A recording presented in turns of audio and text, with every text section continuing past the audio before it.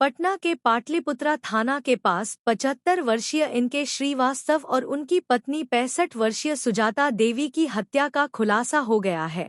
इस बाबत पटना एसएसपी राजीव मिश्रा ने बताया है कि अवैध संबंध में दोनों की हत्या हुई थी।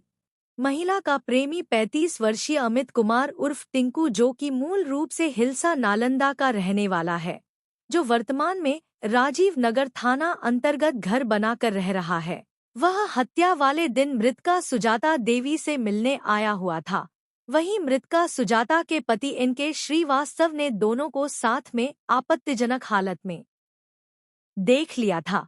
इसके बाद पत्नी ने अपने प्रेमी के साथ मिलकर पति की हत्या कर दी, जिसके बाद प्रेमी डर गया था, इसलिए उसने सुजाता देवी की भी हत्या कर दी। इसके बाद वो वहां से भाग निकला।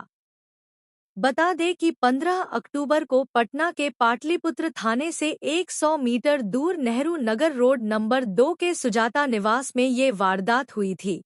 इनके श्रीवास्तव मूल रूप से सीवान के नौतन थाना क्षेत्र के पचलखी गांव रहने वाले थे। वे बिस्कोमान के रिटायर अधिकारी थे। इनके श्रीवास्तव का शव उनके बेडरूम में मिला था। पत्नी का शव किचन में था। दोनों शव खून से सने थे। इनके श्रीवास्तव को चाकू से गोदा गया था। सुजाता को सिलौटी के लोड़े से कूचा था।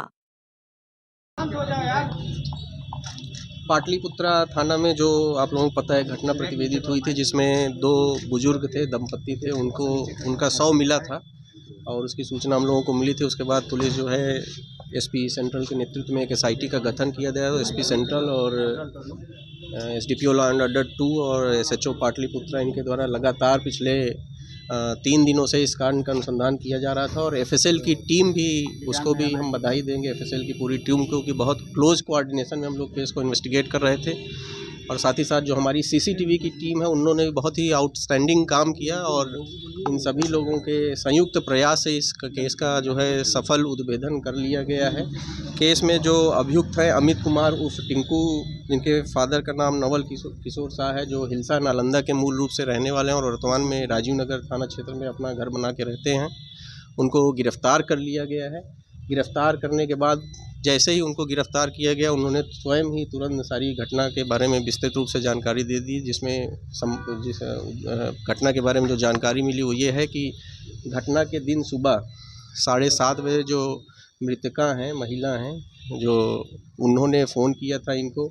उसके बाद ये 10:30 के आसपास जो है उनके घर पहुँचे थे। घर के नीचे पहुँचने के बाद इन्होंने फ़ोन करके ऊपर जो है बताया कि हम नीचे आ गए हैं, तो उनको ऊपर बुलाया गया।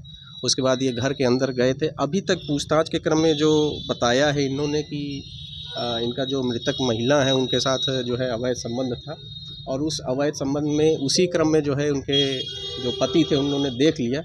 तो पहले जो है जो अभियुक्त है उन्होंने और महिला ने मिलकर पति को, इन्होंने जो है मुंह पर तकिया रखा था, वहाँ उसको रख दिया और उसके बाद महिला द्वारा उनके जो है सीने में एक चाकू मारा गया।